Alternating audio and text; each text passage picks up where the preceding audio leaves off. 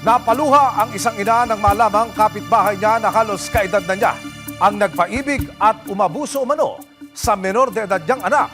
At sa mga naresibuhang pag-uusap ng dalawa sa chat, may mas madaling pang katotohanan na mabubunyag. February 2, 2026, lumapit sa resibo ang 33 taong gulang na si Glenda, hindi niya tunay na pangalan. Sigaw niya, inabuso raw ang 16 na taong gulang niyang anak. Ano po naramdaman ninyo? Sobra po. Sobrang sakit na nararamdaman ko po kasi... 3 araw matapos maabutang nakaubad ang kapitbahay kasama ang kanyang menor de edad na anak. Natuklasan din ni Glenda na ang kapitbahay nilang si Adrian pinipilit umano ang kanyang anak na si Liana na magpadala ng malalaswang litrato. Sa pangintulot po ng nanay ni Liana, ipinakita po nila sa atin ang ilan sa mga conversation o yung palitan ng pagkikipag-usap ng lalaki sa menor. Dito po, makikita na sunod-sunod ang paghingi ng lalaki ng mga maseselang larawan ng biktima. May pagkakataong tumatanggi ang dalagita pero pilit pa rin siyang kinukulit at inuutusan umano ng lalaki.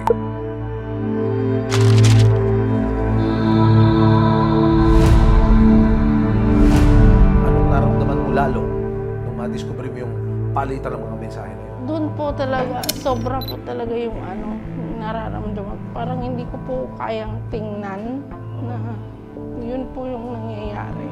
Kasi parang ako po yung nahihiya po or nasasaktan.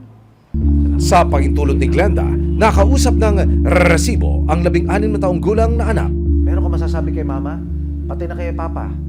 Pagkatapos nitong sabihin na nating pagsubok, ano ha? Humingi po ako ng pasensya po sa mama ko, tsaka sa papa ko po. Pasensya na po sa paggawa ko. Nasira ko yung pag-aaral ko, tsaka yung tiwala na po sa akin. Pag-amin ng dalagita, nahulog daw ang loob niya kay Adrian. Niligawan daw siya nito at binigyan ng kung ano-anong regalo. Nagiging kaibigan ko po siya. Pumayag din po ako. Naligawan niyo po ako. Kasi gusto ko rin po siya. Ang time na yun. Dahil sa takot, pinili raw ni Liana na itago ang lihim na pakikipagrelasyon sa kanya ni Adrian. Pero kalaunan, natauhan daw si Liana na hindi na tama ang gustong mangyari ni Adrian. Kung na-realize mo anak na kasalanan at hindi tama ito para sa iyo, anong masasabi mo? Anong naramdaman mo? Na-realize ko po na mali po yung pagsisend ko po ng picture sa kanya. Nais ni Glenda na magsampanan ng kaso laban sa kapitbahay. February 3, 2026, sinamakan ng resibo ang mag-ina na dumulog sa Barangay Payatas, Quezon City. May hiniing ka ba, sumbong o reklamo? Ipinatawag na ng mga kawani ng barangay si Adrian para sa isang pagdinig.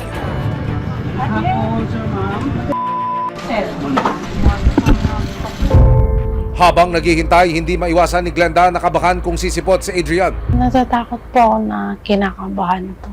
Hindi ko pa po masabi kung anong saan ko nung mangyayari mo ngayon. Gusto ko po na masampahan po siya ng kaso talaga sa ginawa niya sa anak ko po. Maya-maya pa, dumating na ang lalaking inirereklamo ni Glenda bitbit ang kanyang ina at babaeng kapatid. Kilala mo naman siguro si Mami. Hindi mo siya kilala? January 14, umuwi si Mami, 8:40 p.m. ng gabi. Nandun ka ba sa bahay nila? Doon ako sa may labas. Nagiinom. Hindi ako bumilanggi. Doon sa loob ng kwarto ng anak ko. Wala ako doon. Ma'am, wala po Tinulak ako mo doon. pa nga ako eh. Wala po ako doon. Wala. Di pa nga yung damit mo, dalawa. Sige po, patingin po. Hindi pa man nagtatagal ang pag-uusap si Adrian, todo tangkina sa mga paratang ni Glenda. So, straight to the point ako. May relasyon kayo. Wala. May WhatsApp. May Marami po siyang marami po silang... May ano po kami. Nasaan na yung ano? Ikita nyo ako. Pwede ko po sabi. Hindi po, may trauma po siya. Hindi po siya makapagsalita. Simula nangyari yun. Siyempre kasi binugbog mo. Ano pinag-mo? Sino hindi makagalit? Mahulang ako! Nag-iisa ko lang na anak! Oo, kasi kumbaga kasi na ano mo rin na... Hindi mo alam kung ano nararamdaman ikaw ba? Saan ba napupunta yung anak mo? May kasalanan kasi siya. Kailangan niyang matuto. Pero hindi ibig sabihin yung nakukonsintihin mo siya. Anak niyo matanda, oh. Dahil sa pagiging in denial ni Adrian na may relasyon sila ng dalagita, dito na naglabas ng iba pang resibo si Glenda. May mga conversation kasi na nakita doon sa account ng bata. So, i-deny mo na ikaw to. Nangihingi ka ng video doon sa bata.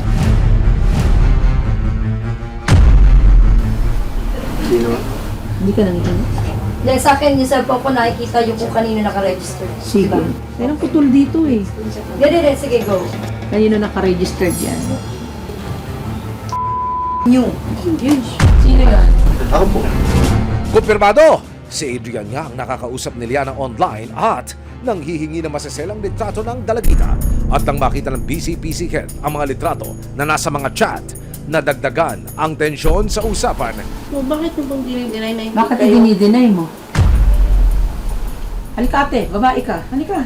Pahihintulutan kita. Yan po yung conversation nila na nanghihingi ng video at picture. Kung ikaw, anak mo, anong mararamdaman mo? Anong masasabi mo? Yun. End conversation. Sa palagay mo, may dahilan siyang mag-aalit, diba? May dahilan ba siya na mag-file ng case? Nakatikim din si Adrian ng maanghang na salita mula sa barangay. Kaya mong tingnan to? Sinisend sa'yo, may conversation kayo, di-deny mo, hindi ikaw yan. Galing sa bahay, hindi po ako yun. Wala akong pakialam doon. Wala nga akong pakialam kahit, sige, sabi mo, hindi ikaw yan, i-deny mo yan. Pero itong number na to, may di-deny mo ba to? May di-deny mo itong number na to? Gusto kita sapakin eh. Sa totoo lang, pero hindi ko gagawin yun. Kasi ayoko nilagay ang bata sa aking kamay. Pero nakakainit ka ng dugo. Hindi ka bata para sabihin na nagkamali ako, na ako ay tawag lang ng laman. Minor de edad pa rin yun. Dinaboy mo yung bata. Yun lang yung sasabihin ko sa'yo. Nang pakitaan ng mga ebidensya, sinubukang magpaliwanag ng pamilya ni Adrian pero si Glenda buo na ang loob na ituloy ang reklamo. Huli na nga namin nalaman, te. Pero ilang beses ko nang sinabihan yan, te. Kasi parang kapatid. Ay, dapat kayo, pumunta kayo sa akin. Diba? Wala nasira yung buhay ng anak ko dahil sa inyo. Pati pag-aaral niya, nasira. Nag-iisang anak ko lang yan. Naiintindihan niyo ba kung anong nararamdaman ko? Kasi hindi naman namin talaga totaling... Pinagkanaano na nga. Kaya wala, tutuloy ko yung kaso. Tutuloy ko talaga. Para kahit doon man lang makabawi ako sa pinagagawa niyo sa anak ko. February 4, 2026, kasama ang resibo. Formal lang nagsampa ng reklamo sa Women and Children Protection Center o PNP WCPC. Ang mag-inang si Glenda at Liana kailangan sumailalim ng dalagita sa medical examination at psychological evaluation. Kinuhanan ko po ng salaysay yung mag-nanay regarding po sa nangyari sa kanya. And upon assessment po, possible po na masampahan po natin ng kaso yung respondent po.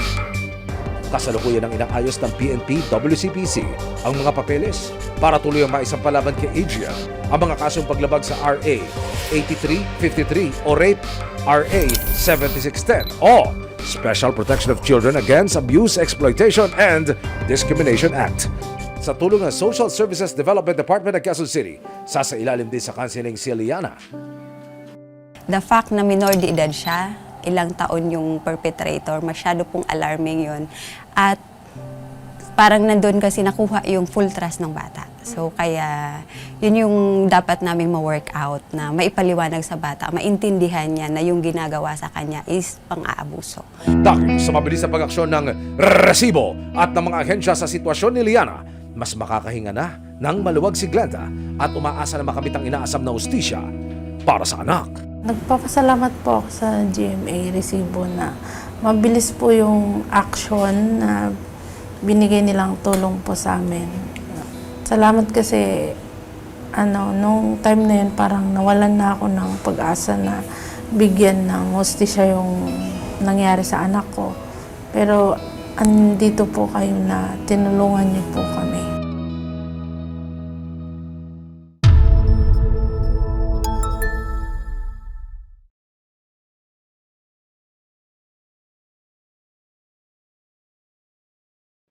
Maraming salamat sa panonood, mga kapuso.